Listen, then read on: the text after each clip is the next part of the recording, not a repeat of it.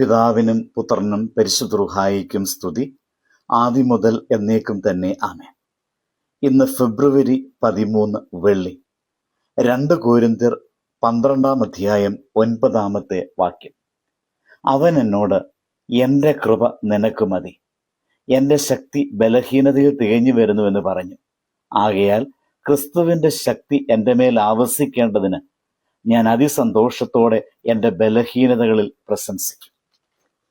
ഈ വാക്യം നമ്മുടെ ജീവിതത്തിലെ എല്ലാ ഭയങ്ങൾക്കും സംശയങ്ങൾക്കും ഒരു ഉത്തരമാണ് നൽകുന്നത്. കാരണം ഇത് മനുഷ്യന്റെ ശക്തിയെക്കുറിച്ചല്ല, ദൈവത്തിന്റെ കൃപയെക്കുറിച്ചാണ് സംസാരിക്കുന്നത്.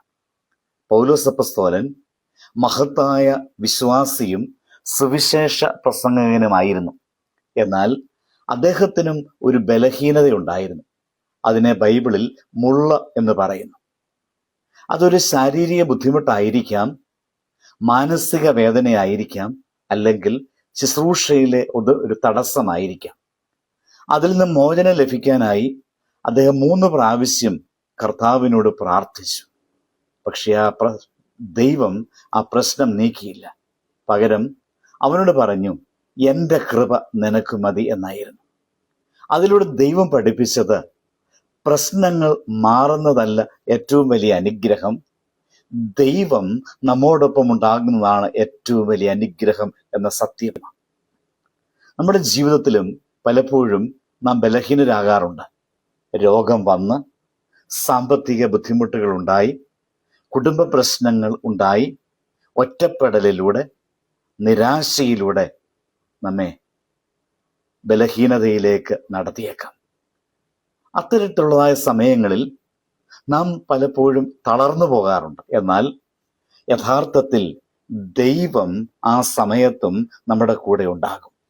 നാം ശൂന്യമാകുമ്പോൾ ദൈവം നമ്മെ നിറയ്ക്കും. നാം തളരുമ്പോൾ ദൈവം നമ്മെ ഉയർത്തുന്നു. അതുകൊണ്ട് ബലഹീനത പരാജയമല്ല, അത് ദൈവത്തെ കണ്ടുമുട്ടുന്ന അനുഗ്രഹീതമായ സ്ഥലമാണ് എന്ന സത്യം നാം ഉൾക്കൊള്ളേണ്ടിയിരിക്കുന്നു. ദൈവത്തിന്റെ കൃപയാണ് ഏറ്റവും വലിയ ശക്തി. കൃപയുണ്ടെങ്കിൽ ഭയപ്പെടേണ്ടതില്ല. കൃപയുണ്ടെങ്കിൽ തോൽവിയില്ല. കൃപയുണ്ടെങ്കിൽ തളർച്ചയില്ല. കൃപയുണ്ടെങ്കിൽ ജീവിതം വിജയമാണ്. ദൈവം പ്രശ്നങ്ങളെ മാറ്റാതെ തന്നെയും നമ്മെ ശക്തിപ്പെടുത്തുന്നുണ്ട്. അതിനാൽ പ്രശ്നങ്ങളെക്കാൾ വലിയവനാണ് നമ്മുടെ ദൈവം എന്നത് നാം ഉൾക്കൊള്ളണം. അതുകൊണ്ടാണ് പൗലോസ് പറയുന്നത്, ഞാൻ സന്തോഷത്തോടെ എൻ്റെ ബലഹീനതകളിൽ അഭിമാനിക്കും. ലോകത്തിന്റെ കാഴ്ചപ്പാടിൽ ഇത് വിചിത്രമാണ്. ലോകം ശക്തരായവരെയാണ് മഹത്വപ്പെടുത്തുന്നത്.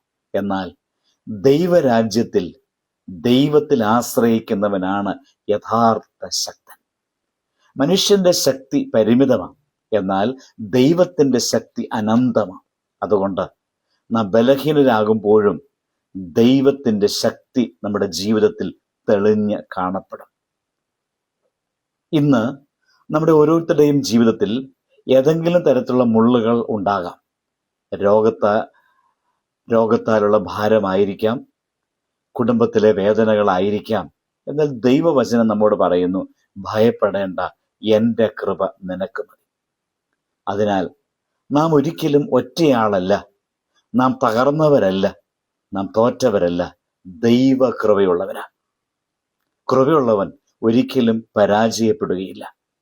ഈ വചനം നമ്മുടെ ജീവിതത്തിൽ ഉറച്ച വിശ്വാസമായി മാറണം.